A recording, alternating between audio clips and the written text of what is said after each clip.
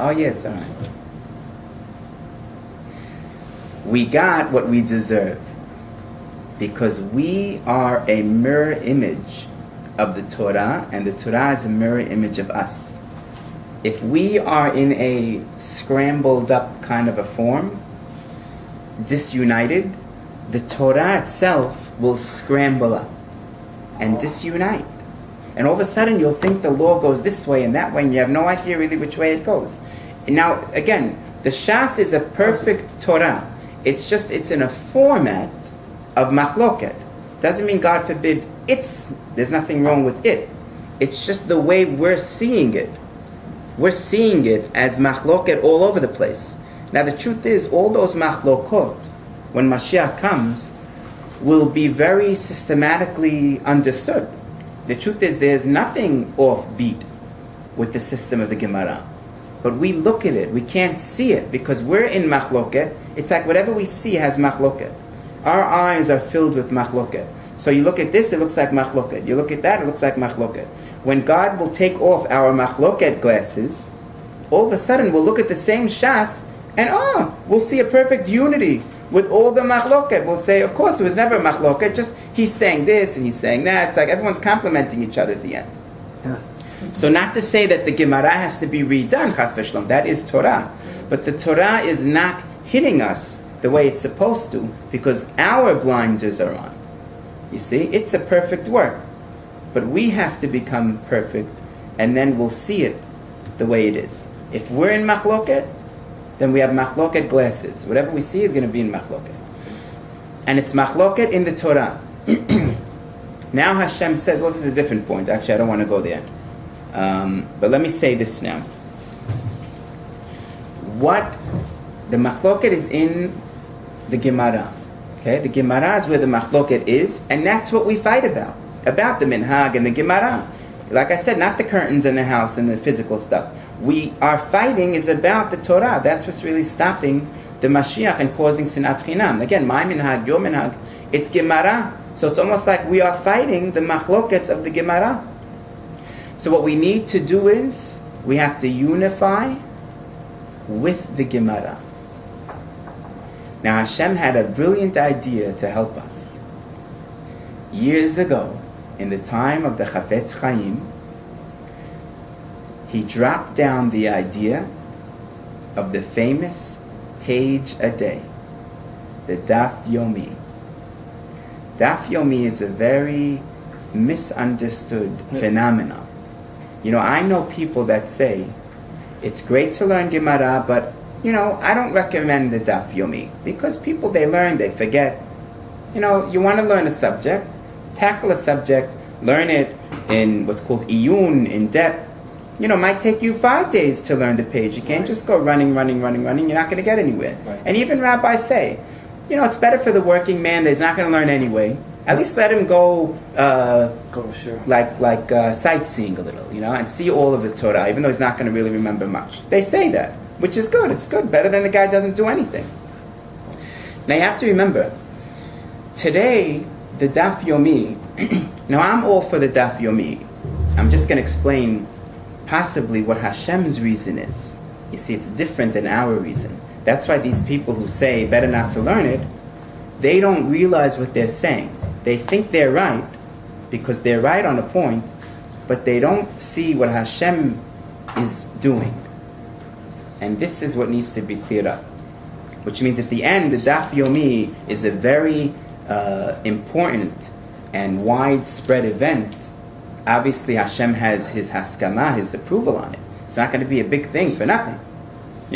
So it means God is behind it. But the question is why? What's He doing with it? If most people are forgetting it, what's it there for? It's such a big thing. You hear about it. It's coming up. The Siyum HaShas is coming up? It's coming up in a month from now about. August 1st. Again, I heard this joke that someone who learns the Daf Yomi is the only person who can say that I forgot the entire Shas. You can't say that otherwise. Because you have to know the whole thing first. So they are a person who can say, I forgot the entire thing. But obviously, not to put anyone down. It's a very good thing. It's good, and it's even better than that for a reason I'm going to explain. Obviously, if a person thinks we shouldn't do the daf because a person might forget anyway, of course he should study. But listen to this. In the time of the Chafetz Chaim, where the idea came down, it wasn't after the Holocaust where there wasn't the learning and we had to rebuild and Lakewood wasn't Lakewood yet and we did everything. It was in the time of all the learning. Before the Holocaust, you had everything. So what were they doing a page a day for? They didn't do it because of the working man that had no time and he wasn't going to learn Shas anyway. He was learning Shas. So why did they fall in love with the idea of a page of a day? So it wasn't because I have no time. That wasn't the reason. It's the reason today. It wasn't the reason then. And that shows us what God's reason might have been. The reason is not so much to learn the Gemara as it is more to have the Jews unify themselves in the Gemara. When you have all the Jews agreeing, finally, to a page of Gemara, where we've fought over this for years and years and years, that my page is better than your page, what I'm learning is better than what you're learning, what my minhag and shul is better than your shul, we're all agreeing lovingly on this daf. And whatever we learn, it's all of a sudden like there's a camaraderie that comes around the people. Hasidim, Ashkenazim, Sephardim, and all the sections of them in between. We're all, it's like, again, there's an aura of love of, oh, you're doing the daf, me too. So it's like, oh, I like you. You know, it's not, oh, you're this and I'm that. There's no, I'm this and that. Now we're both the same. The achdut of the daf is much more important than the actual learning of the page. You know, you can learn the page anytime you want. The guy wants to learn something, he can learn. The time that Chafetz Chaim, they were learning plenty. He wants to learn, let them learn. But a daf a day is kind of like a weird system. Like, where did this come from? It's all to unify the Jews once and for all. Now Hashem gave us the opportunity. Chas v'shalom, we could have said no, and we still would have been sinat chinam. But thank God we finally took this thing, and we did it. And we're ending the sinat chinam with this daf yomi. Daf yomi is actually a cycle that will help bring Mashiach. Because it's going to end, it's ending the sinat chinam. Because all of a sudden the attitudes of Jews is like we're all on the same page. Even that's a cliche, we're on the same page. And that's what it is, but it means our minds are clicking to it. It's like we're clicking that you're not my enemy anymore. You're on daf 15? Oh, me too. So it's like we're brothers again. Just that little simple thing. There's no more your minhag and my minhag. Now, of course, there's still that little bit, you still come across it, but the overall energy, sometimes the energy, you can't feel it. This is important to know. On an energy level, there is a camaraderie and a love that you may not see it and feel it tangible. People might still insult each other here and there. But in the overall energy section, there is a bond that has been made from this daf yomi. It has. And this could literally be what is enough needed to finally bring in that Geulah. Now, what's the clincher to all this? What cycle number are we on? It's all the bulletins around. You know, what number cycle is this going to be in August? 7. Not 12. Number 12. Meaning 12 would have passed. It's like the 12th birthday. He is 12. And will be running from August 2nd, the 13th run. The 13th run, which is a messianic number.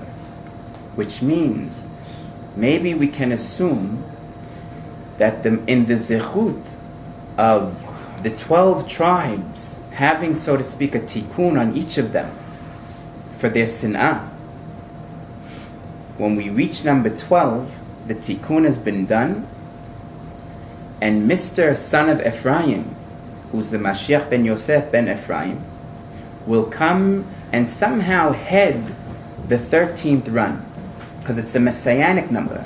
The Mashiach comes at number 13, like we said.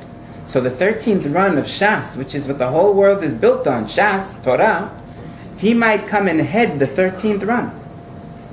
Somewhere in there, doesn't mean August 2nd, but somewhere in the next 7 years, he might come and all of a sudden do his thing. and start to teach Torah in whatever messianic way it is, and offer us again those first 2 tablets, whatever that looks like. But within the run of the daf, it could be that the daf might be a tool or an instrument for the Mashiach's work. Just interesting to note. It might be. Because Hashem's playing with the daf. We see He is. You see, now all the people that say you shouldn't do the daf because you're not going to learn, look how they're right in one sense, but they don't understand if you're not going to do the daf for learning purposes, okay, fine, we understand you, but do it for unity purposes. Be on that page like everybody. You know, it's good to learn the daf, by the way. Even you're going to forget it. Just learn the daf because you clicked into the nation. You clicked into the nation. You know, you did the daf with everybody. It's like you became part of the big family of Judaism.